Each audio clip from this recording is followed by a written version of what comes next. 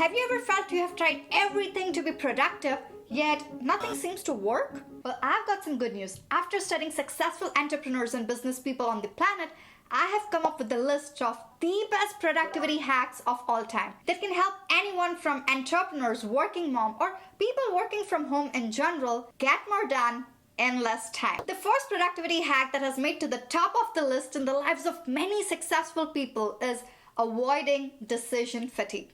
Many successful people, including Steve Jobs, Mark Zuckerberg, and Obama, knows that our brain has limited willpower, also known as decision-making capacity. With each decision we make, our mental battery drains.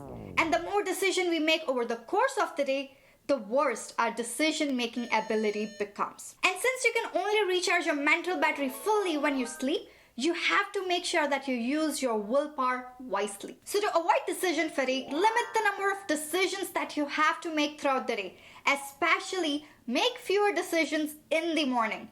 You can do that by deciding your breakfast for the day or outfit for the day the night before. Or if you want to take this a step further, you can also limit your options by choosing to wear the same outfit each day like Mark Zuckerberg or Steve Jobs, or eating the same breakfast every day like Obama. Either way, that's already 2 less decisions in the morning. And instead utilize your fully charged mental battery for actively thinking about ideas in business matter by scheduling your most important work meetings where big decisions need to be taken prior to lunch. The second productivity hack that will help you overcome procrastination and get things done, the 2-minute rule. We all have experienced how a tiny to-do like tidying up your workspace or responding to an email takes a life of its own in our mind. A quick task that we could complete right away becomes a point of procrastination. And unfortunately, the longer we put off doing something, the harder it feels to accomplish it. However, you can twist things up with the simple 2-minute rule. This rule was coined by David Allen in the book Getting Things Done, that states if an action takes less than 2 minutes, it should be done at the moment it's defined. Honestly, the 2-minute rule is simple and straightforward. Do the quick task quickly. But there are also some flip side to this productivity tip if you're not careful. You can find yourself doing the 2-minute task when you should be prioritizing on long stretch of focus.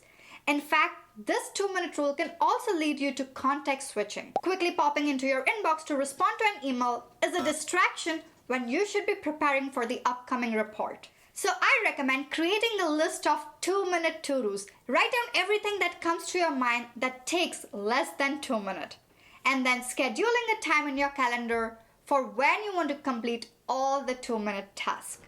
If you like this video, smash that like button, and also don't forget to hit the subscribe button and press the bell notification so that you never miss any of my value-packed video on productivity and self-improvement to help you work and live better. The next productivity tip has been debatable for quite some time. It's whether to do your hardest or easiest task first. But finally, research proves that people who execute the difficult task first are generally more productive and high achieving than those who start easy and work their way up.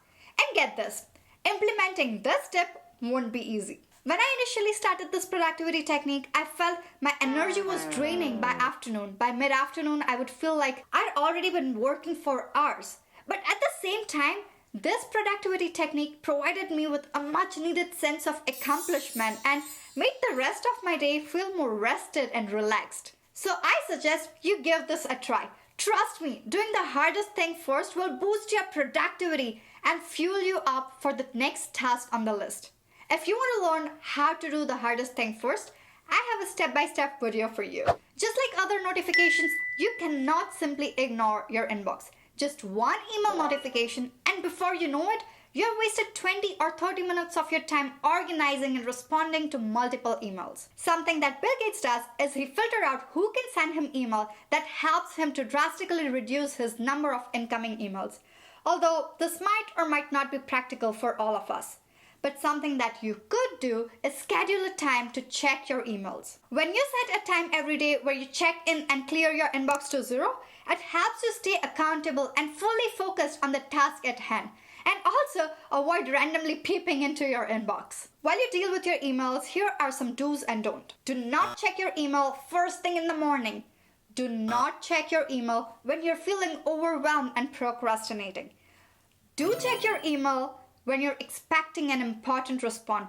And the best, do check your email at the scheduled time. I recommend twice a day. Once before your lunchtime and second, before you finish your workday. That way, it doesn't accidentally slip into your work time. And just in case if your work solely depends on email and checking them twice is not feasible, then try Ariana Huffington's idea.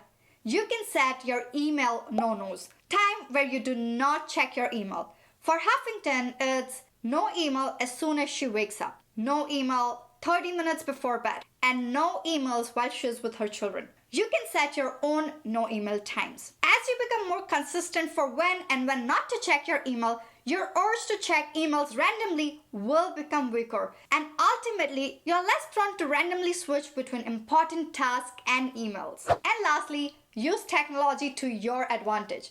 Technology enables us to work smarter, not harder than ever before.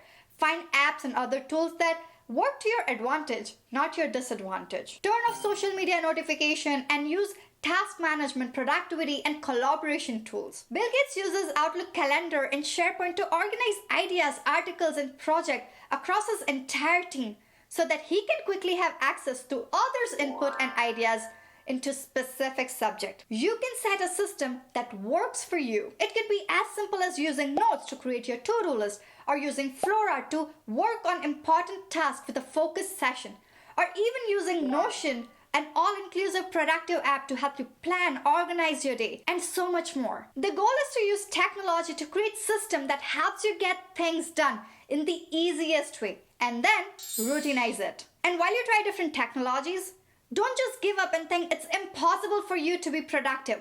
If one method fails, try different methods and tools until you find the one that works for you.